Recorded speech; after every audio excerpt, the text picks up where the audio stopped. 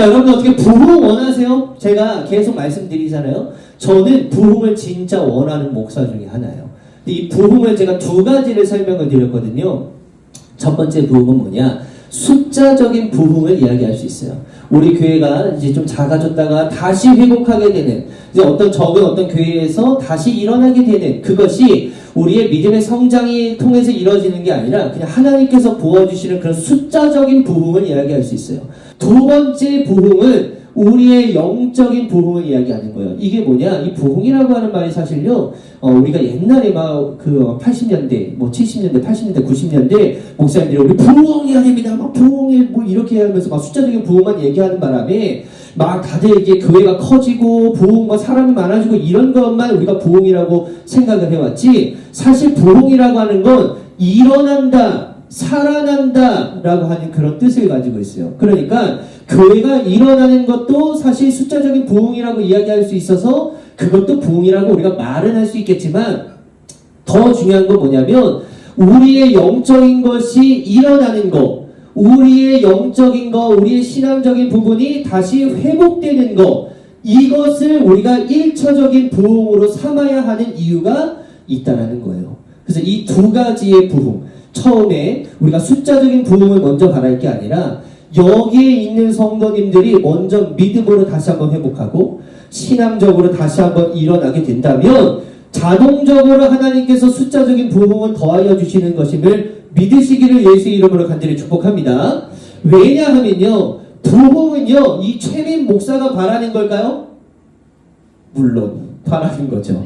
저도 물론 바래요. 저도 이 숫자적인 부흥을 바란단 말이에요. 여러분들도 바라시잖아요. 근데 이거 가장 바라시는 분이 누구실까요? 하나님이신 거예요.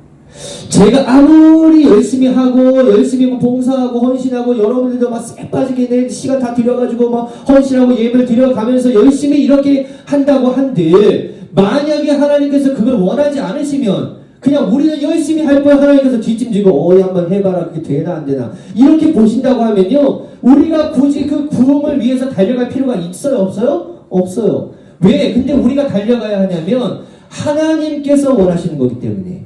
그렇기 때문에 우리가 그 길을 향해서 달려갈 수 있어야 된다라고 하는 겁니다. 이게 너무 안타까운 게 뭐냐면, 제가 몇 주 전에 그런 설교를 드렸죠. 가나안 땅에 이스라엘 백성들이 들어가기 전에 금송아지 마 이렇게 하면서 하나님께서 모세에게 이야기해 주잖아요. 야, 저것들 밑에서 다 지금 죄악 짓고 범죄하고 그러고 있는데, 야, 내가 쟤네들 싸그리 다 그냥 다 죽이고 내가 너를 통해서 다시 한번 족속을 일으켜 세워봐야겠다. 그러면서 기도하는데 하나님께서 그런 이야기를 하시잖아요. 내가 거기 들어가도록 해줄 거야. 가나안 땅 좋아, 저 거기 들어가게 해줄게. 요단강도 건너게 해줄게. 거기 젖과 꿀이 흐르는 땅이 아마 다 너네들의 땅이 될 거야. 그렇게 허락해줄게. 그렇지만 나는 어떻게 할 거다? 함께 가지 않는다.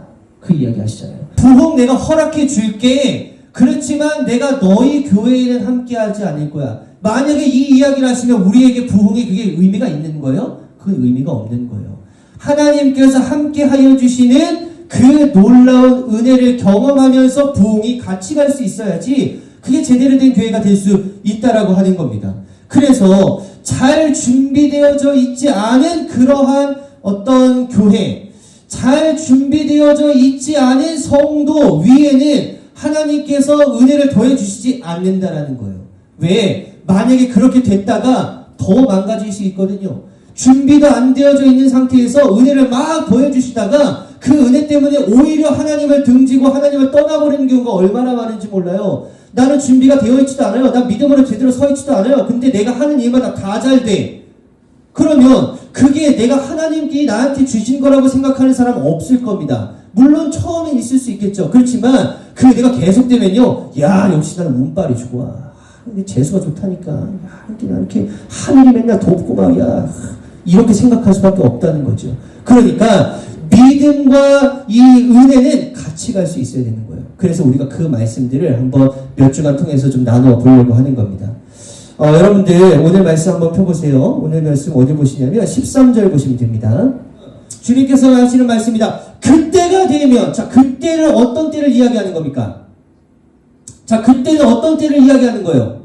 큰 부흥의 때, 예수 그리스도의 재림, 추수의 때, 그때가 되면은 이러한 일들이 벌어질 것이다 라고 되어져 있어요. 오늘 말씀 보세요. 농부는 곡식을 거두고서 곧바로 땅을 갈아야 하고, 이게 무슨 말이에요? 곡식을 거뒀어요. 그리고 바로 다시 땅을 갈아야 된다는 건 무슨 얘기예요? 그만큼 회전율이 높아질 거라는 얘기인 거예요. 자, 그 다음 또 보세요. 씨를 뿌리고서 곧바로 포도를 밟아야 된다. 포도를 밟는다는 건 포도주를 얘기하는 거겠죠? 자, 씨를 뿌리자마자 포도주를 만들어야 되는 게 바로바로 있어야 될 거야. 왜? 왜예요? 왜? 금방금방 회전이 되니까. 자, 이 이야기가 무슨 얘기냐면 부흥은 이런 식으로 일어날 것이다 라고 하나님께서 이야기해 주시는 거예요. 자, 우리가 씨를 거뒀어요. 그 곡식을 거둔 다음에 바로 다시 곡식을 거둘 준비를 해야 되는 것처럼 계속 은혜의 일들이 더해지고 연속적으로 일어날 것이다. 이건 언제 일어나는 거냐? 하나님의 부흥의 때가 일어나면, 하나님의 재림의 때가 임박했을 때, 하나님의 때가 이루어졌을 때, 그날에 이런 일들이 이루어질 것이다 라고 이야기하고 있는 겁니다. 그래서 우리가 쉴 틈이 있다 없다? 없다. 그래서요, 이런 일들을 우리 식으로 다시 번역해서 이야기하자면 이런 거예요. 내가 누군가를 전도했어요. 그래서 누군가가 이제 교회에 와서 앉아있어요. 그렇지만 그분들이 이제는 또 나가서 또 누군가를 데리고 오는 거예요. 야, 친구를 데리고 오고 뭐 누굴 데리고 오고 하다가 또 은혜를 받고 또 같이 있다가 또 그분들이 또 누군가의 가족을 데리고 와가지고 하고, 이런 일들이 계속 반복적으로 일어나는 건 하나님의 부흥의 때가 되었을 때 이런 일들이 일어날 텐데, 그때를 위해서 준비하고 있으라는 거예요. 그래서 지금을 우리가 부흥의 때라고 여기며 우리에게 이렇게 은혜를 더하여 주신 하나님의 놀라우신 은혜를 갈망하면서 뭘 하고 있어야 될까? 준비를 하고 있어야 된다는 거예요. 자, 이제 그날이 오면, 자, 이 그날이 오면 이제 이해되시죠? 그날이 오면 하나님의 추수의 때, 하나님의 부흥의 때에, 그날에, 하나님의 영광의 날에, 이거 다 비슷한 이야기들입니다. 자, 그때가 오면은 내가 무너진 다윗의 초막을 일으키고 그 터진 울타리를 고치면서 그 허물어진 것들을 일으켜 세워서 그 집을 옛날과 같이 다시 지어놓겠다라고 되어져 있어요. 자, 큰 부흥의 조짐이 우리들 가운데 보이기 시작하면은 우리들에게 이 사인이 있을 것이다라는 거예요. 자, 너네들 교회에 말이야, 야, 인천 원당 감리교회에 이제 부흥의 사인들이 이제 조금씩 이제 보이기 시작하는 거예요. 그때에 우리들 가운데에도 이러한 사인이 있으면 그게 부흥이랑 같이 연결되어질 것이다라고 하는 것을 인식하라는 얘기인 거예요. 다윗의 초막, 이 우리가 보는 이 세 번역 성경은 이렇게 번역되어 있지만 우리가 이전에 봤었던 개역개정은 다윗의 장막이라고 표현이 되어 있어요. 그러니까 다윗의 초막, 다윗의 장막이 회복이 되어지는 걸 너네들 가운데에서 느껴지면 이제 곧 부흥은 일어날 것이다 라고 하는 것을 알라고 이야기하는 거예요. 그러면 우리들에게 중요한 건 뭐냐? 부흥보다 더 중요한 건 뭐냐면 우리들 가운데에 다윗의 초막이 지금 일어날 기미가 있느냐 없느냐, 이것을 확인하면 되는 거죠. 그러니까 내 안에서 다윗의 장막, 다윗의 초막이 조금씩 회복되어지고 보수되어지고 일어나고 있는 것을 내가 느끼면 우리 교회에는 자연스럽게 무엇이 올 것이라고 하는 걸 기대하라고요? 부흥이 올 것이라는 걸 기대하라는 얘기인 거예요. 그러면 우리가 회복해야 하는, 우리에게서 회복되어져야만 하는 다윗의 장막, 다윗의 시절로 당연히 갈 수밖에 없어요. 다윗의 이야기 좀 해보려고 합니다. 다윗이 여러분들 10몇 년 동안 도망자의 삶을 살잖아요. 도망을 다니다가 헤브론이라고 하는 곳에서 왕이 되게 되는데, 그때 이제 사울이 죽고 나서 이제 다윗이 7년 6개월 동안 헤브론에서 왕이 됩니다. 그 7년 6개월 헤브론에서 있었고 33년 동안 통일 이스라엘을 이제 만들어서 이제 꾸려 나가는 건데, 다윗이 치리하던 그 33년, 헤브론 말고 다윗이 이스라엘을 치리하던 그 33년 동안 다윗이 예배드렸던 그 장소를 뭐라고 이야기하냐면 다윗의 장막, 다윗의 초막이라고 이야기하는 거예요. 그런데 이 다윗이 죽고 나서 이 장막이 어떻게 됐을까요? 완전히 사라집니다. 왜냐? 그 다음 왕이 누구예요? 솔로몬. 그 솔로몬이 뭘 만들어요? 성전을 만들잖아요. 그러니까 다윗도 성전 만들고 싶었는데 너는 만들지 못해. 너 아들이 만들 거야 하면서 아들이 만들게 되잖아요.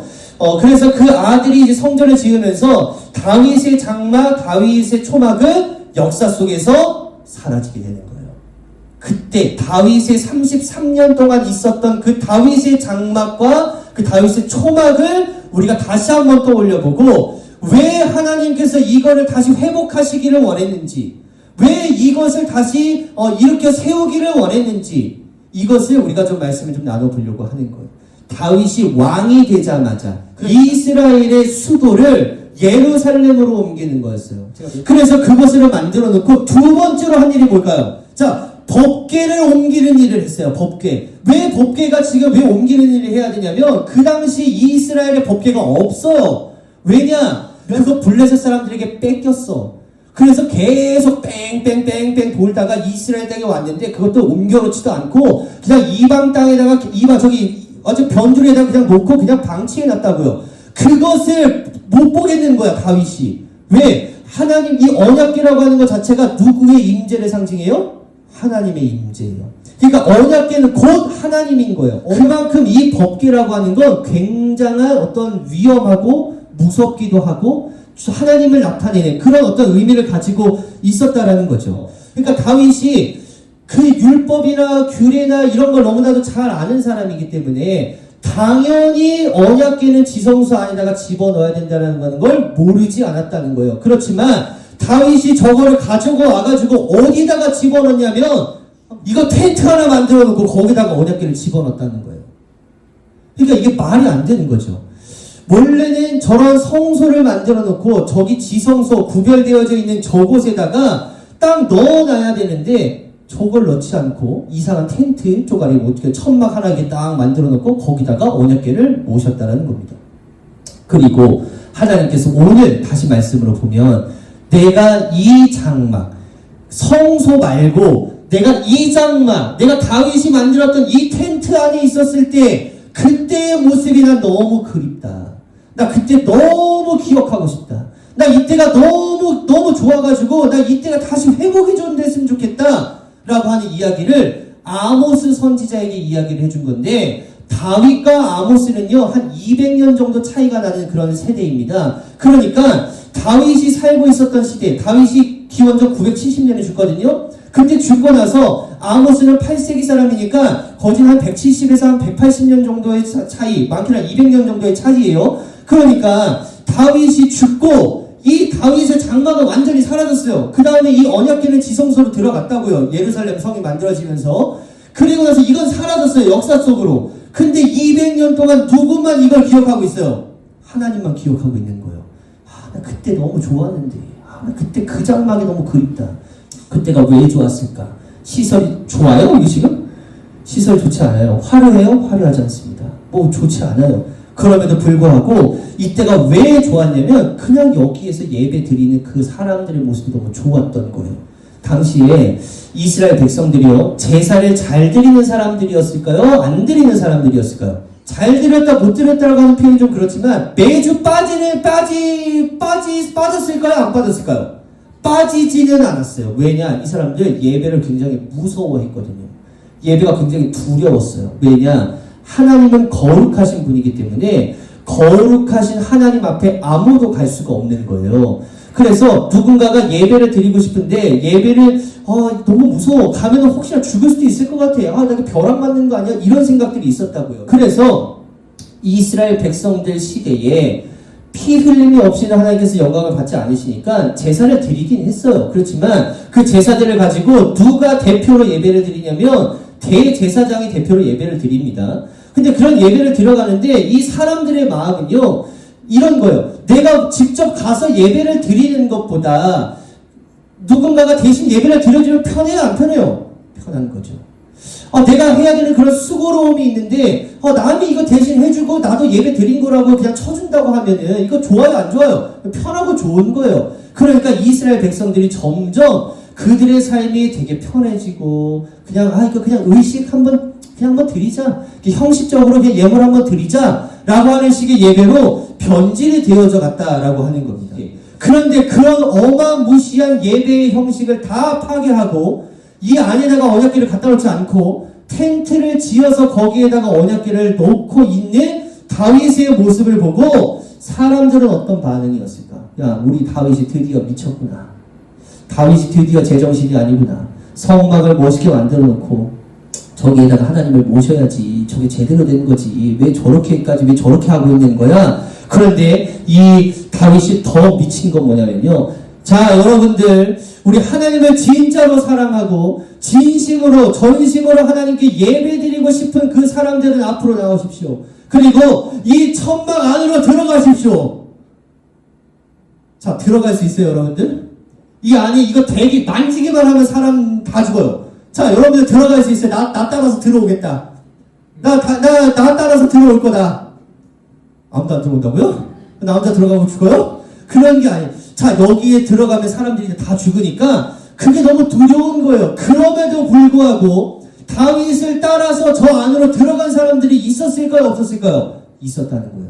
그런데 저 안에 들어갔더니 사람들이 죽었을까요? 안 죽었을까요? 죽지 않았습니다. 아무도 죽지 않아요. 근데 오히려 성막에서 하나님 앞에 예배 드렸을 때의 그 은혜보다 이 천막에서 이 언약궤를 모셔놓고 드렸을 때의 그 은혜가 훨씬 더 크다라고 하는 것을 그 당시 사람들이 느끼게 되었다라는 거예요. 하나님은요, 의식적으로 예배드리는 것을 좋아하지 않으시고 우리의 마음을 원하시는 분이심을 믿으시기를 예수 이름으로 간절히 축복합니다. 하나님은요, 우리가 형식을 따져가면서 예배를 드리는 게 아니라 그냥 그 사랑하는 마음을 가지고 예배드리기를 원하시는 분이다라고 하는 걸 여러분들 기억하시기를 간절히 바라요. 그리고 또 두려움, 하나님 만나면 우리 죽는 거 아니야? 이런 두려움이 아니라 하나님은 우리와 친밀해지기를 원하시는 분이시기 때문에 언제든지 하나님 앞에 가서 그렇게 예배드리기를 원하시는 분이시면 여러분들 잊지 않게 되시기를 간절히 바랍니다. 지금이야 예수 그리스도가 이 땅 가운데 오셔서 다 정리해 주셔서 우리가 언제든지 하나님 앞에 나가서 예배 드릴 수 있게끔 했지만 그 당시에는 이런 모습이 아니었다는 거죠. 여러분들, 저기 이제 하나님을 사랑했었던 사람들이 나가서 예배를 드리는 거고 마음을 다해서 드리는 예배자들을 하나님께서 찾으신 거거든요. 형식적으로 와서 이런 예배들 말고, 그러니까 주일 됐으니까 한번 가서 예배 드리자. 아유, 수요일이니까 한번 가자. 아유, 목요일이니까 한번 가자. 새벽이니까 가자. 아유, 안 갈 수 없으니까 그냥 가자. 이런 예배 말고 진짜 내 마음을 다해서 한번 제대로 예배를 드린다 하더라도, 야, 나 오늘 아니면 진짜 절대로 다음날 예배를 드릴 수 없어 라고 하는 어떤 그런 간절한 마음을 가지고 예배를 드리고자 하는 그 사람들이 나와서 예배를 드렸기 때문에 하나님께서 이 다윗의 장막을 잊지 못하셨다라는 거예요. 주님, 저는 주님이 아니면 안 됩니다. 이런 어떤 마음이 담겨져 있는 이 다윗의 초막, 이 장막이거든요. 저는 이 한 번의 예배가 저의 마지막 예배입니다 라고 하는 그런 간절한 마음을 가지고 간다면 그 예배는 절대로 실패할 수가 없는 겁니다. 우리가 그런 마음을 가지고 하나님 앞에 나아갈 수 있어야 우리가 가지고 있는 그런 소원과 그런 어떤 비전들, 그것을 그때 이루어 주시는 거예요. 아무런 준비가 되어 있지 않은 상태에서는 아무런 기적도 일어나지 않습니다. 그렇지만 준비되어져 있는 여러분들 되어주시기를 간절히 바라고, 그것에 부어주신 하나님의 놀라운 은혜를 경험하고, 특별히 2025년에 우리 인천 원당 강례교회가 이런 예배자들의 여기가 차고 넘쳐서 하나님께서 더해주시는 그 숫자적인 부흥도 이루어낼 수 있게 되시는 우리 여러분들 되시기를 예수의 이름으로 간절히 축복합니다.